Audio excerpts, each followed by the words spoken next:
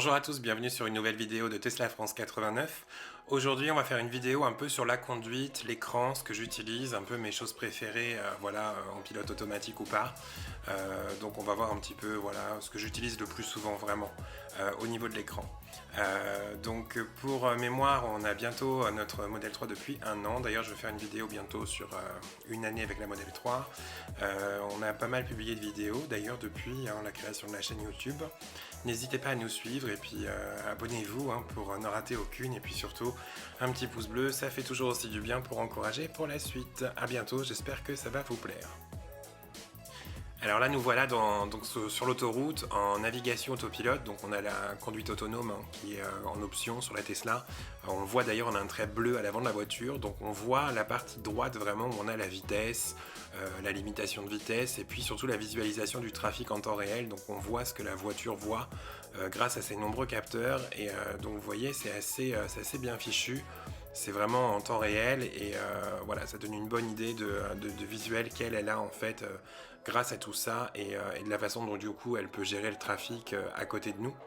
Et on a la partie droite qui est vraiment sur le GPS, et là je vous montre un écran que j'utilise vraiment souvent, qui est en fait la courbe, la projection de la consommation de la voiture jusqu'à notre destination. Donc la destination c'est ce qu'on a indiqué en fait dans le GPS, et là on voit qu'actuellement on est à 40% de batterie et qu'on a une arrivée prévue à 21%. Donc ce 21%, il est vraiment en fonction en fait de notre conduite sur les derniers kilomètres, de ce qu'elle a pu constater. On voit d'ailleurs la trace verte entre guillemets, c'est ce que ça donne en se basant sur notre consommation la plus récente. Et on voit d'ailleurs que vers la fin, vers l'arrivée, il y a quand même une courbe grise qui se détache. En fait, c'était ce qui avait été calculé par la voiture à l'origine quand on a saisi la destination. Donc là, visiblement, on est un peu en dessous, donc c'est bien. On consomme un peu plus que prévu en fait. Donc voilà. Bon, après, il suffit qu'il y ait un peu de dénivelé ou de choses comme ça pour du coup vraiment créer une différence par rapport à cette courbe. En tout cas, c'est vraiment quelque chose qu'on utilise souvent. Là, j'ai un autre exemple, vous voyez, où on était à 76% de batterie avec une arrivée à 44, et on voit que je suis en dessous de la courbe grise, donc je consomme un peu plus que ce que la voiture prévoit. Alors après on peut faire des changements pour rattraper un peu tout ça. C'est assez fiable, on peut par exemple baisser un peu la vitesse sur l'autoroute. J'ai remarqué qu'en nous mettant à 115 au lieu de 130 par exemple sur quelques kilomètres, ça a vraiment un gros impact. Bon, maintenant c'est vraiment comme vous le souhaitez, sachant que de toute façon nous bien souvent on est suffisamment large au niveau de l'autonomie, et puis au pire s'il faut s'arrêter 2 minutes de plus au superchargeur, c'est pas un drame non plus.